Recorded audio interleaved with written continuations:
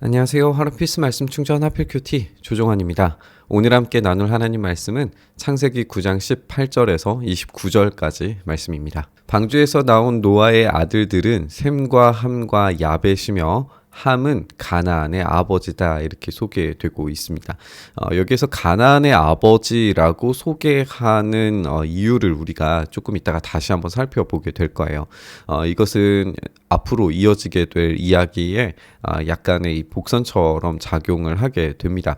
그래서 지금 가나안의 이름이 여기에서부터 쓰여져 있다라고 하는 것이 좀 의미심장하죠. 다른 이 두 아들들에 대한 자녀들은 여기에서 언급되지 않아요. 그래서 가나안이 굉장히 어떤 의미를 가진 인물이다, 아들이다 라고 하는 것을 우리가 생각하게끔 만들어줍니다. 생육하고 번성하라 라고 하는 하나님의 명령이 제대로 작동하고 있다 라고 하는 거죠. 노아의 세 아들로부터 사람들이 온 땅에 퍼지게 됐다라고 소개를 하고 있습니다.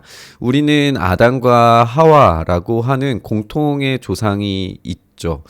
이 아담과 하와라고 하는 이 공통의 조상을 통해서 노아까지 이어지게 됐고, 이제 노아로부터 이 세 아들이 태어났는데 이 세 아들로부터 사람들이 온 땅에 퍼졌기 때문에 우리는 여전히 하나님의 형상으로 지어진 이 존재라고 하는 점을 계속 유지하면서 이 본문을 읽어 내려갈 수 있습니다. 하나님의 형상으로 만들어진 이 사람들이 온 땅에 퍼지게 되는 이런 과정들을 우리가 생각을 할 때에 우리가 주목해서 생각해 보게 되는 건 하나님의 복이 이제는 형벌이 아니라 형벌을 대신해서 하나님의 이 복이 지금 흘러가기를 원하시는 하나님의 그 명령이 유지되고 이어지고 있다라고 하는 거예요. 그것이 땅에도 적용이 되어서 이제 포도나무를 심게 되고 이 포도주를 만들 수 있는 이 포도의 작물이 재배되는 것을 우리가 확인을 할 수가 있죠. 우리가 성경에서 이스라엘을 이 포도로 비유할 정도로 이 포도라고 하는 식물 자체가 하나님께서 기르시는 이 풍성함, 풍요로움, 이런 것들을 의미하는 작물이죠. 그리고 고대에는 꽤나 이제 어려운 수준의 작물이다라고 하는 것도 참고해 볼 만한 것 같아요. 우리가 어제 본문에서 생각을 해 봤던 것처럼 이런 반복되는 계절과 시간성들이 작물을 자라도록 만들어 주죠. 그리고 이 작물이 재배된다는 것 자체가 하나님께서 그 약속을 유지시키신다라고 하는 것을 생각을 해볼 수 있는 겁니다. 여기서 포도주를 마시고 취하다라고 했기 때문에 이 취한 것이 어떤 죄성을 보여주는 것이냐라고 생각한다면 그렇게까지 이해할 필요는 없을 것 같아요. 그냥 단지 이 포도주를 마시고 취하는 것의 문제가 아니라 여기에서의 진짜 문제는 벌거벗음입니다. 벌거벗은 것은 이제 인간이 최초로 죄를 짓고 난 이후에 벌거벗은 상태가 바로 이 수치의 상태다라고 하는 것이 여기에서는 강조된다라고 하는 점을 지적을 해야 될 것 같아요. 가나안의 아버지 함이 그의 아버지의 하체를 보고 밖으로 나가서 그 두 형제에게 알림해 셈과 야벳이 옷을 가져다가 자기들의 어깨에 메고 뒷걸음쳐 들어가서 그들의 아버지의 하체를 덮었고 그들이 얼굴을 돌이키고 그들의 아버지의 하체를 보지 아니했다라고 이렇게 되어져 있어요. 여기서 아주 단순한 사실만을 적용하는 게 우리가 해석하는 데 있어서는 가장 안전할 거예요. 여기에서 더 많은 해석을 붙이는 것이 좀 너무 과한 해석들이라고 생각을 할 수 있습니다. 그렇게 해버리면 성경의 원래의 의미를 좀 훼손하는 일이 되기 때문에 너무 과도하게 해석할 필요는 없어요. 하지만 본래 의미를 해치지 않는 선에서 좀 해석들을 살펴보면 이 하체를 보고 나가서 이 알리는 것이 대대로 저주를 받아야 되는 이유인가에 대해서 의문이 들게 되는데, 어떤 학자들은 이 하체를 보고 알리는 행위 자체가 이 아버지에게 수치심을 직접적으로 가하는 행위라고 그렇게 생각을 했어요. 그래서 이 술 취함과 성적인 문제가 언제나 함께 결부되는 경우가 많기 때문에 가난이 어떤 이 비정상적인 성행위와 관련되어져 있다라고 생각을 할 수 있어요. 가나안이라고 하는 민족 자체가 가지고 있는 그런 성격이 있기도 하고, 이 함이 이 지금 행하고 있는 이 행동 자체가 어떤 이 비정상적인 성적 행위와 연결이 되어져 있다라고 보는 거죠. 예를 들어서 이제 이 함이 지금 하려고 하는 행위 자체가 뭐냐 하면, 지금 아버지의 하체를 보는 것 자체가 아버지의 수치심을 극대화해서 전달하죠. 수치심을 전달한다는 건 아버지의 권위를 상실하게 만드는 것이고, 권위를 지금 자기에게 돌리는, 권위를 찬탈하려고 하는 행위다라고 하는 거예요. 너의 수치를 내가 알고 있고 내가 그것을 까발리는 주체가 되고, 그래서 그 수치심을 불러일으켜서 그 힘이 나의 힘이 되게 만들겠다라고 하는 게 지금 이 문제의 사건의 본질이거든요.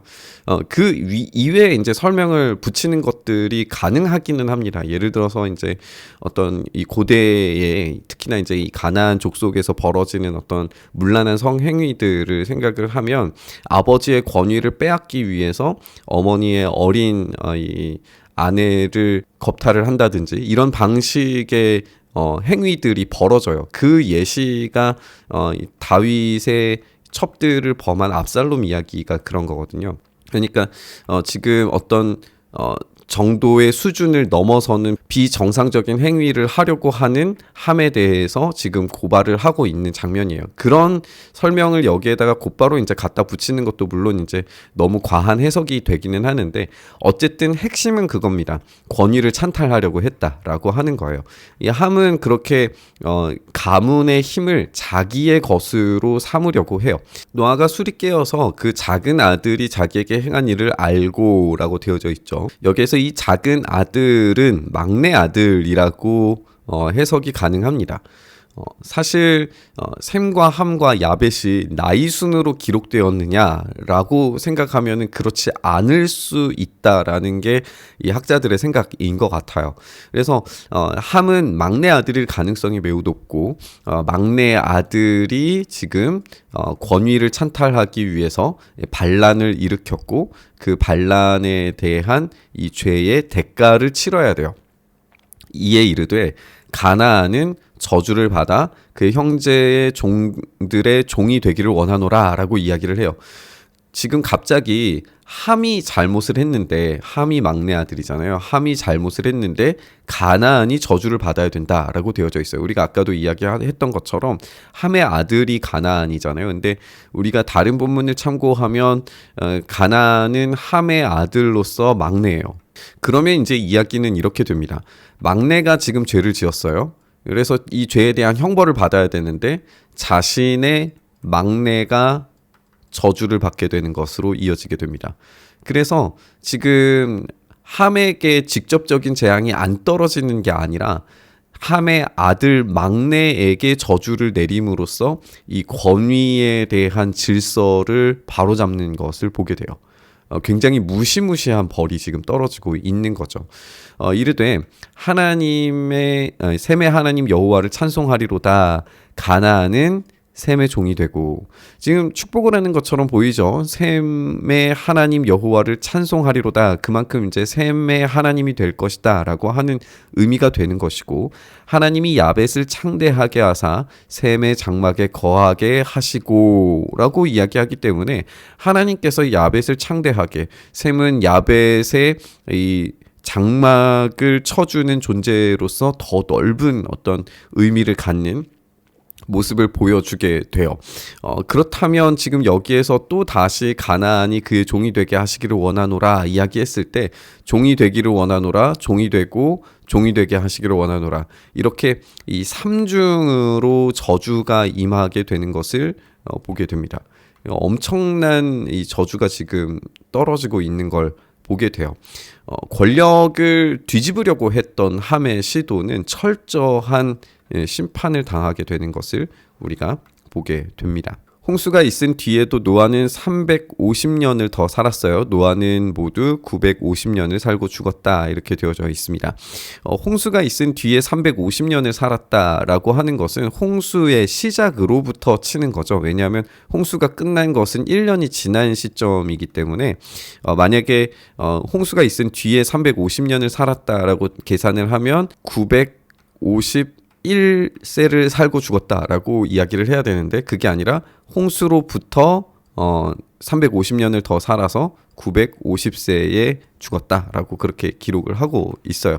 뭐 어떤 게 더 뭐 중요하고 뭐 이런 이야기보다는 홍수라고 하는 것이 완전히 새로운 질서를 이야기하는 시점이 되었다.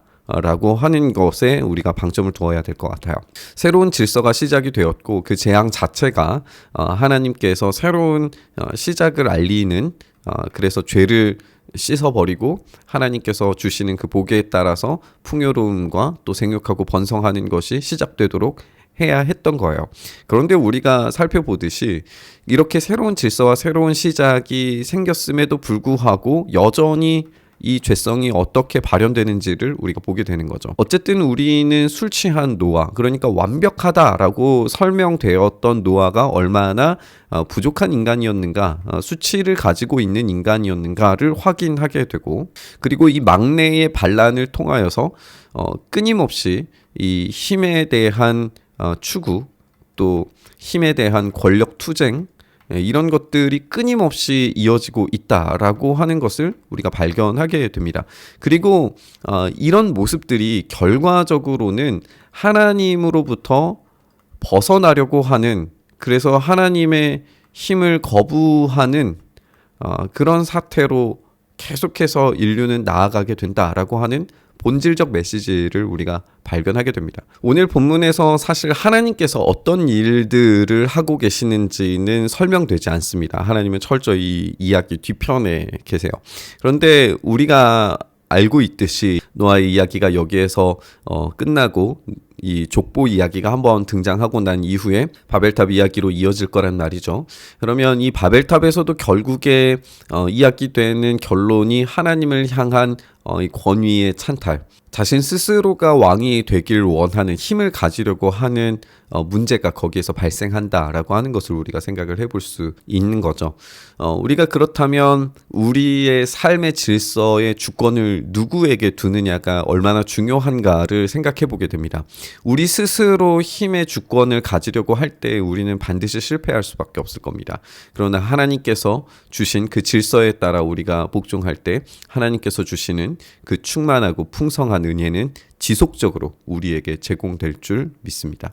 우리가 그 안에 온전히 머무르기 위해서 예수 그리스도의 십자가 아래 있는 삶이 얼마나 복되고 은혜로운 삶인가를 생각했으면 좋겠습니다. 그 안에, 그 질서 안에 우리의 참된 순종과 복종이 있을 때에 주님께서 주시는 그 은혜를 풍성히 누릴 수 있게 해달라고 함께 기도하면서 묵상 자리로 나아가시죠. 주님, 우리가 그렇게 주님 손을 벗어나기 위해 끊임없이 발버둥치는 죄악된 본성을 가진 존재임을 고백합니다. 주님, 우리를 긍휼히 여기셔서 우리가 주님의 권위와 힘에 복종할 때 하나님께서 주시는, 주님께서 내려주시는 그 은혜의 풍성함을 따라 살 수 있도록 역사하여 주시옵소서. 그 안에 살아가기를 간절히 바라고 소망하며 우리 주님 예수님 이름으로 기도드리옵나이다. 아멘.